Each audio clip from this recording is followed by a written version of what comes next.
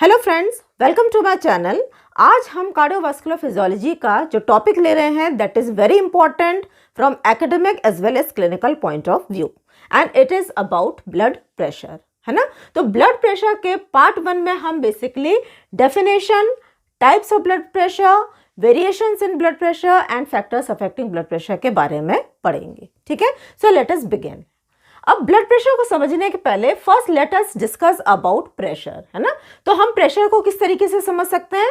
It is the force exerted upon the area, है ना। For example this is a pipe and there is a fluid flowing in the pipe.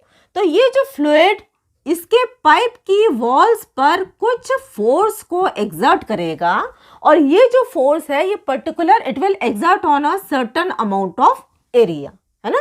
तो इसी को हम बोलते हैं pressure. Now when we are referring to blood pressure, it is the lateral pressure exerted by the blood on the walls of the blood vessels while flowing through it, है ना। कहने का मतलब है, now for example this is a blood vessel, है ना, and इसके अंदर there is flow of blood. So when the blood will flow in the blood vessel, it is going to exert a certain amount of pressure on the walls of this blood vessels, है ना। तो इसी को हम बोलते हैं blood pressure. Now the next question is what is the need of blood pressure, है ना। ब्लड प्रेशर की क्या आवश्यकता है ना। तो जो हार्ट का फंक्शन है वो है ब्लड को पंप करना और हमारे बॉडी के डिफरेंट टिश्यूज तक, डिफरेंट सेल्स तक, डिफरेंट ऑर्गन्स तक, right from top of the head to the tip of the toe तक ब्लड को सप्लाई करना, है ना। तो अगर ब्लड को सप्लाई करना है तो उसके अंदर एक एडिक्वेट अमाउंट ऑफ प्रेशर होना जरूरी है। अगर वो प्रेशर नहीं होगा पर्याप्त मात्रा में तो हमारे जो बॉडी के सेल्स हैं, टिश्यूज हैं, उनको जितना ब्लड मिलना चाहिए उतना ब्लड नहीं मिलेगा, है ना। तो हम ये कह सकते हैं it is to provide adequate blood to the cells, है ना। अगर प्रॉपर प्रेशर नहीं होगा तो cells will not get enough nutrition and oxygen. Then types of blood pressure. First is the systolic blood pressure, है ना. Now how do you define systolic blood pressure? It is the maximum pressure in the arteries during systole. यानी कि systole की अवस्था में arteries के अंदर जितना प्रेशर होता है और ये मैक्सिमम होता है, इसलिए हम इसको बोलते हैं सिस्टोलिक ब्लड प्रेशर, है ना. Now here is a diagram. This is a left atrium, ये लेफ्ट वेंट्रिकल है. These are the aortic valves और यहाँ से अराइज हो रही है aorta, which is further dividing into small arteries and then further arterioles and supplying the different systems of the body, जिसको कि हम systemic circulation बोलते हैं, है ना. अब जब लेफ्ट वेंट्रिकल फॉर एग्जाम्पल, वैसे तो जो कॉन्ट्रैक्शन है लेफ्ट वेंट्रिकल राइट वेंट्रिकल दोनों में होगा, बट अभी यहाँ पर हम लेफ्ट वेंट्रिकल के बारे में पढ़ रहे हैं, है ना. सो whenever there is contraction, that means whenever there is systole, the left ventricles will contract and when they will contract These wells will open, है ना. ये जो aortic wells हैं ये open होंगे. Blood from the left ventricle will come to the aorta. During systole, the blood pressure of the left ventricle increases to 120 millimeter of mercury, and this increased blood pressure is passed over to aorta. ठीक है, तो अब aorta का भी blood pressure कितना हो गया है? 120 millimeter of mercury, है ना. अब इतना अमाउंट ऑफ प्रेशर जब अयोटा में पास होता है and we know that aorta it is a elastic structure, है ना. तो अभी अयोटा क्या होगी? There is distension of the walls of the aorta and this extended blood, जो ब्लड हमारा भरा है इसके अंदर, it will exert a amount of pressure which is about 120 millimeter of mercury, है ना. and then it is referred to the systemic circulation. ठीक है, तो ये लगभग अगर हम बात करेंगे रेंज की तो होता है 100 से लेके 140 मिलीमीटर ऑफ मर्करी. एवरेज की अगर हम बात करेंगे तो it is 120 millimetre of mercury. ठीक.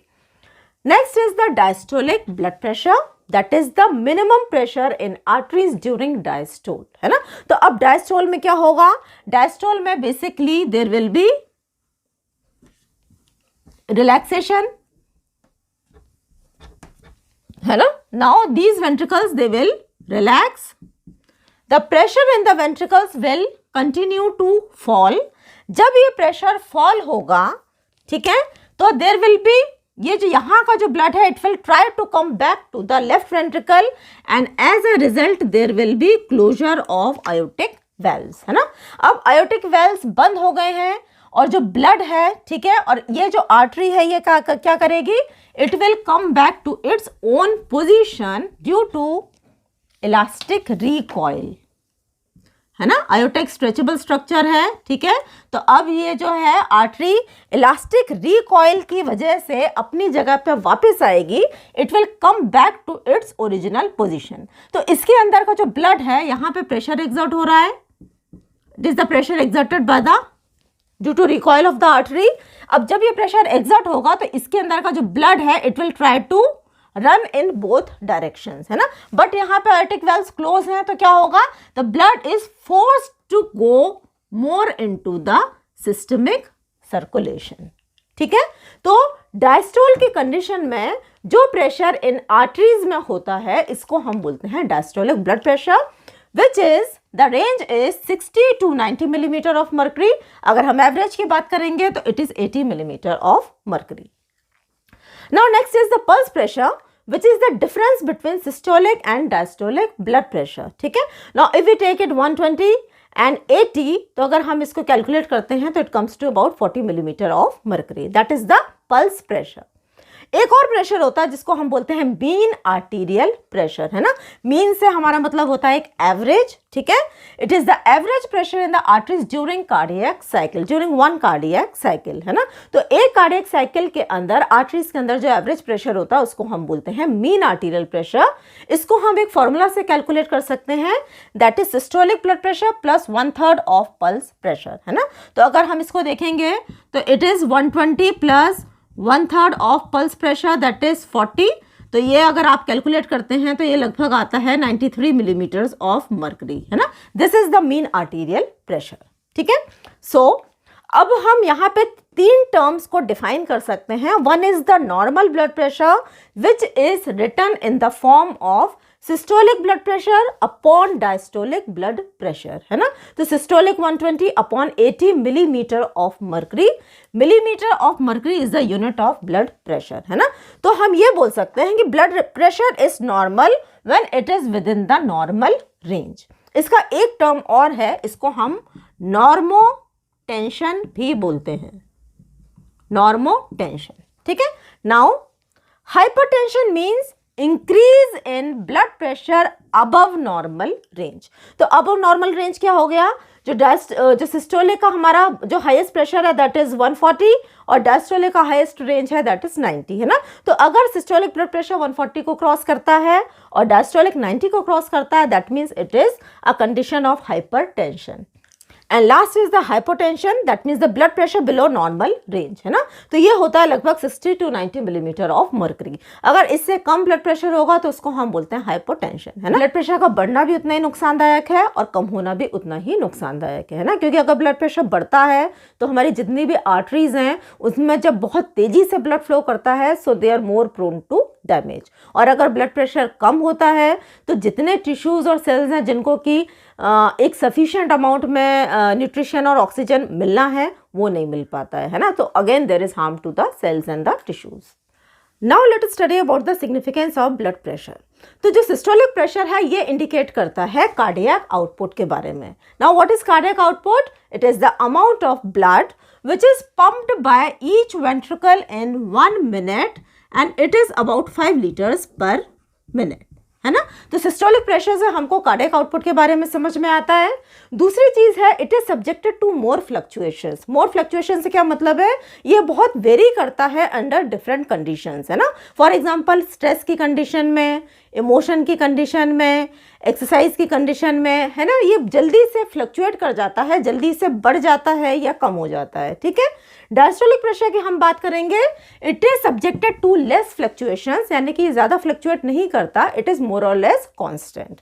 दूसरी चीज है diastolic pressure is indicative of peripheral resistance. Now what is peripheral resistance?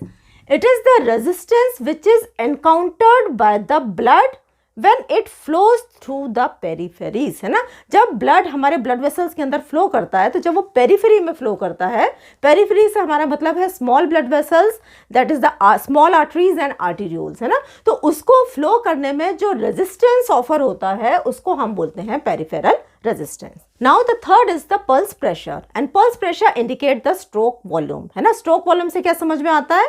The amount of blood which is pumped पर वेंट्रिकल पर बीट, है ना. तो अगर हम इसको देखेंगे तो ये आता है लगभग 70 ml.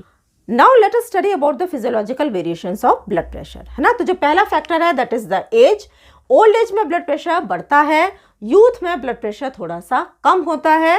Reason is very obvious. With ageing there is atherosclerosis. Atherosclerosis का मतलब होता है जो ब्लड वेसल्स हैं, ब्लड वेसल्स में कोलेस्ट्रॉल का डिपोजिशन होने लगता है, जिसकी वजह से there is narrowing of the lumen and when the blood flows it offers more resistance. ठीक है. यूथ की जो ब्लड वेसल्स होती हैं वो बहुत इलास्टिक होती हैं, so they can accommodate more blood, इसलिए ब्लड प्रेशर उनमें उतना देखने को नहीं मिलता है. ठीक है. सेक्स की हम बात करेंगे, मेल्स में ज़्यादा ब्लड प्रेशर होता है, फीमेल्स में कम होता है. Why? Because males have a more blood volume in comparison to females. Body build, obesity में ब्लड प्रेशर ज़्यादा होगा, लीन एंड थिन में कम होगा, है ना. Again the reason is the same, because obesity is directly related to atherosclerosis. ठीक है. After exercise blood pressure बढ़ जाता है, क्योंकि एक्सरसाइज के दौरान जो स्केलेटल मसल्स हैं उनकी डिमांड बढ़ जाती है. तो उस बढ़ी हुई डिमांड को पूरा करने के लिए heart has to pump more blood and at a faster rate. Sleep में ब्लड प्रेशर इज डिक्रीज, क्योंकि स्लीप के समय में वेगस नर्व एक्टिवेट होती है और ये नर्व वेसोडायलेशन करती है. ठीक है. पोस्चर में, लाइंग पोस्चर में बढ़ जाएगा, स्टैंडिंग पोस्चर में कम हो जाएगा. क्यों? क्योंकि लाइंग पोस्चर में there is increase in venous return, है ना, और जितना ज़्यादा वीनस रिटर्न होगा उतना ही ज़्यादा कार्डियक आउटपुट होगा, उतना ही ज़्यादा ब्लड प्रेशर होगा. रेज, एंग्जाइटी, स्ट्रेस, एक्साइटमेंट, कोई भी ऐसी कंडीशन विच इज़ इमोशनल, ठीक है, गुस्सा आना, स्ट्रेस होना, पैनिक अटैक्स, इन सब में because of rush of adrenaline there is increase in blood pressure.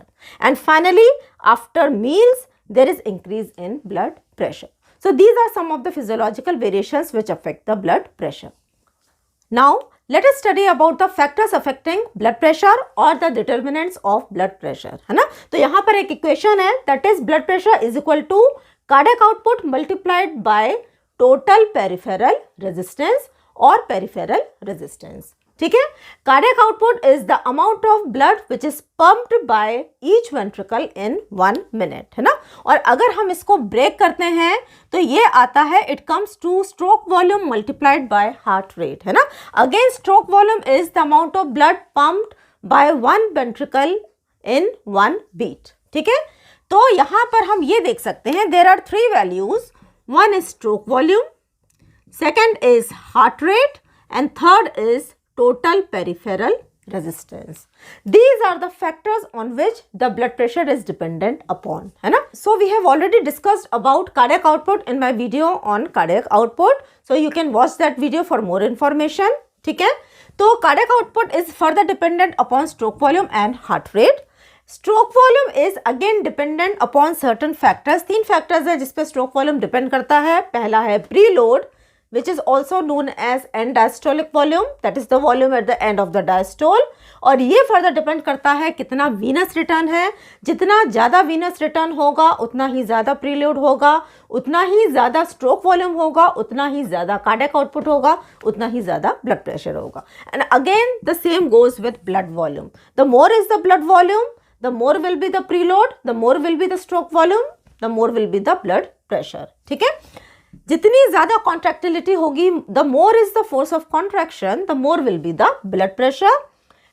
And third is the afterload. Afterload का मतलब है जब वेंट्रिकल्स कॉन्ट्रैक्ट करते हैं तो कॉन्ट्रैक्ट करते समय इनको जिस रेजिस्टेंस को क्रॉस करके ब्लड को पंप करना पड़ता है उसको हम बोलते हैं आफ्टरलोड, है ना. तो हम ये भी बोल सकते हैं preload it is directly proportional to cardiac output and directly proportional to blood pressure. Contractility is directly proportional to cardiac output and directly proportional to blood pressure. Afterload is inversely proportional to cardiac output, है ना। तो after load बढ़ेगा तो cardiac output कम होगा, cardiac output कम होगा तो blood pressure भी कम होगा, ठीक है। सेकंड है हार्ट रेट। तो हार्ट रेट के बारे में भी हम डिस्कस कर चुके हैं। Again here very briefly let us discuss.